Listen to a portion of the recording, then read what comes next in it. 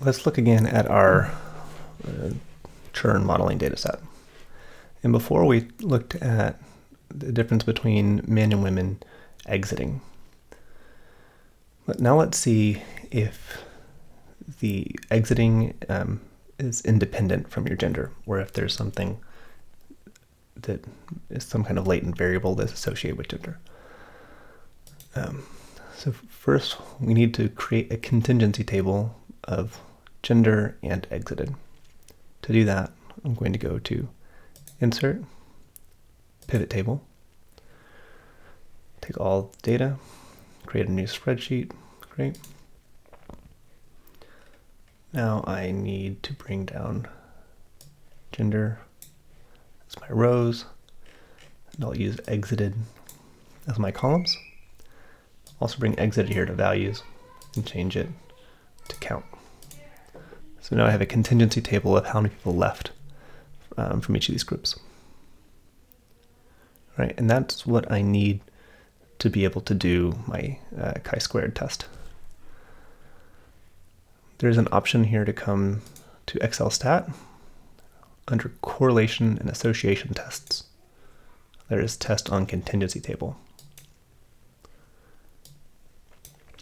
So your options are how you put it in. I'm going to say contingency table. Important under here, under options, you need to check chi-squared test. Otherwise it won't include the test. And I'm just highlighting these parts of the pivot table. So it's got my rows, my columns, and labels are included.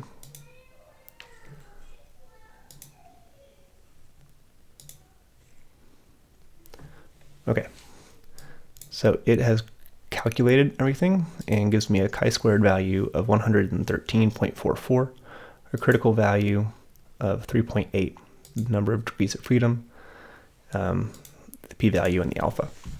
It also tells me how to interpret this. So my null hypothesis is that the rows and columns are independent. My alternative hypothesis is that there is a dependency between the rows and columns.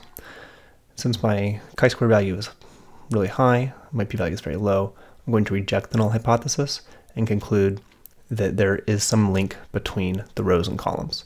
That means that there's some relationship between gender and leaving. So how do we get these numbers? Well, let's go back. I'm going to copy these values from the pivot table, just so we have them all here together and we can see and paste the values.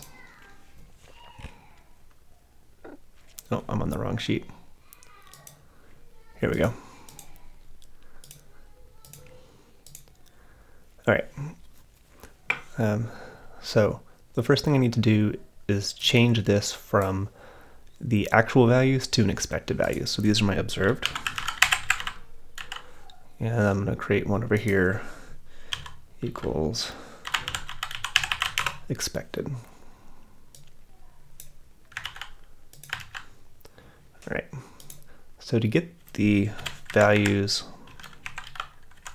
here, this is equal to the row total times the column total divided by n, the total observations.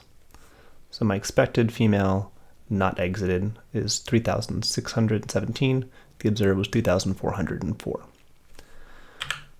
Same here. My row total times my column total divided by n, and again,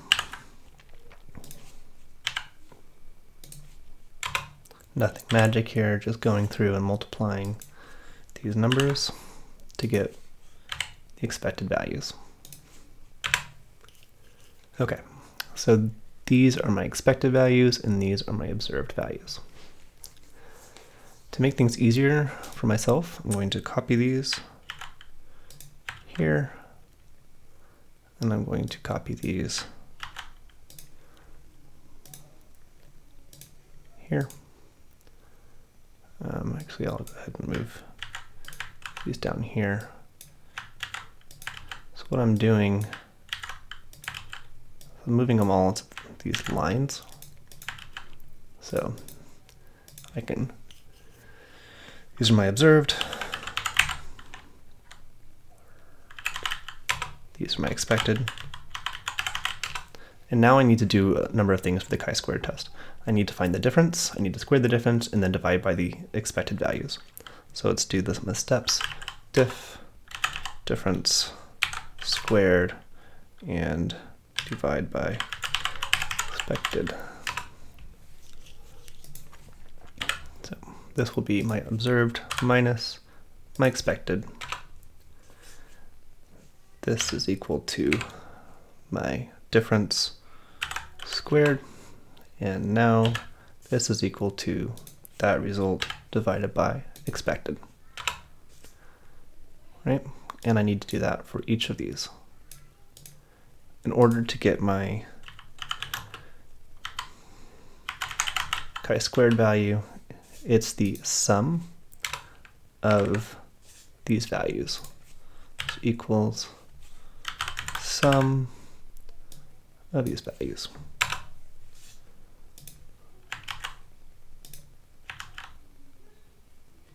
Oops, I don't want to do it like that. I want to paste just the value here. Okay. So this is what XLSTAT gave us, and this is how we calculated it. There's no magic here, just that's what going through. The expected, or the critical value here, we can get with equals chi-square dot inv. The probability is 0.95, and the degrees of freedom is 1. So let's just see.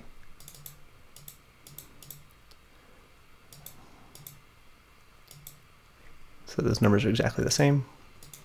Degrees of freedom is my number of columns minus 1, my number of rows times my number of rows minus 1, that's 1. The p-value, they just say, is very small. We can actually get the exact p-value with chi-square dot dist. My x is here, degrees of freedom is 1, and cumulative is going to be false. Okay, so it is 8.6 times 10 to the negative 27th power. So 26 zeros and then an 8. Very small. The conclusion is there is some kind of dependency between gender and exiting. So it's not the same, and there's some kind of dependency. Right. So a fair amount of steps to go through here, but that's what we did. XLSTAT gives us a lot of other information. There are some different corrections you can do to chi-squared. There's Wilks g-squared. These are just some different values. We're not going to work with these.